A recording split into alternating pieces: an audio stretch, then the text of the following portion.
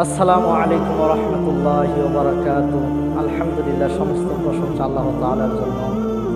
আজকে 16ই ডিসেম্বর বিজয় দিবস।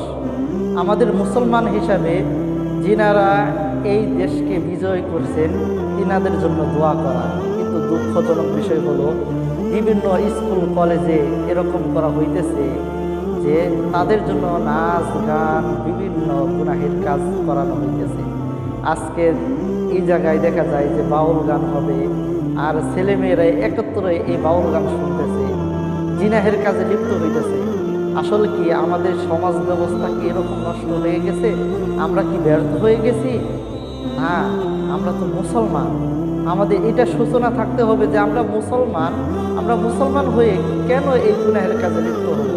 এত ইমামরা এত আলেমরা বোঝানোর পরও যদি তিনারা না বুঝে, তাহলে এটা দুঃখজনক, আমাদের মুসলমান জাতির জন্য দুঃখজনক।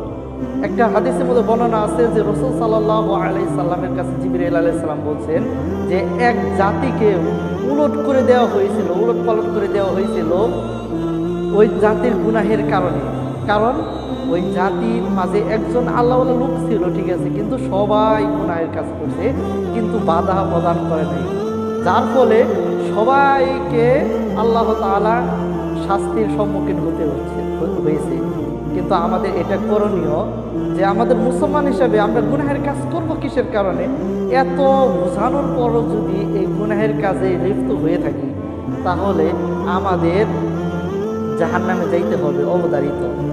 কিন্তু এটা আমাদের সূচনা করা দরকার। আমরা মুসলমানের ঘরে জন্ম, মুসলমান হয়েছি, শেষ জামানার আমাদের রাসূল সাল্লাল্লাহু আলাইহি সাল্লামের উম্মত দাবি করি, সব কিছুই করি, তবু কেন আমরা এই গুনাহের কাজে লিপ্ত হয়ে থাকি? এটা দুঃখজনক। আমাদের সবারই এটা উচিত যে এই গুনাহের কাজ থেকে বেঁচে থাকা।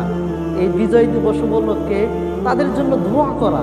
আমরা মুসলমান, কেন গান বাজনা করে এই গুনাহের কাজ করব? নিজেদের আমলে কেন গুনাহের খাতা ভারী করব?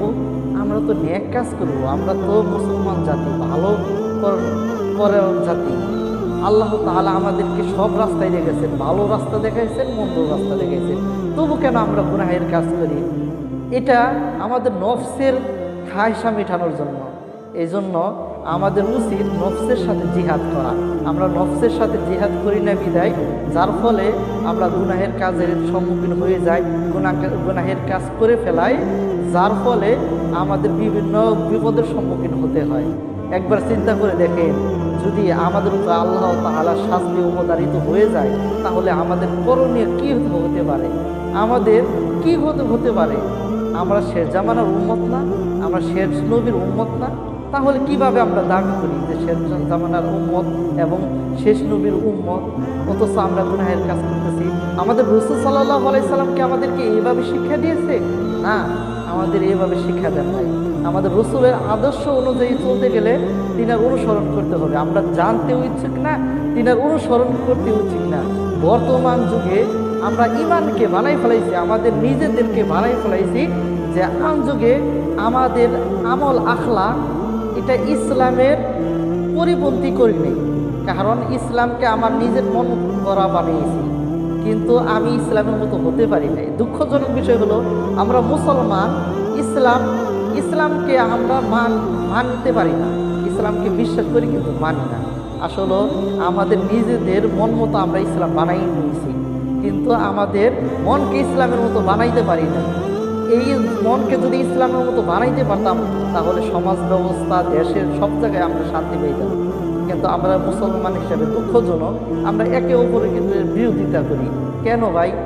আমাদের রাসূল সাল্লাল্লাহু আলাইহি সাল্লাম এই শিক্ষা তো দেন নাই। আমাদের রাসূলের আদর্শ অনুযায়ী আমাদের চলতে হবে। আমরা যদি না চলি, তাহলে দেখবেন আমার দুনিয়াতে অশান্তি সৃষ্টি হবে, মৃত্যুর পরে অশান্তি সৃষ্টি হবে।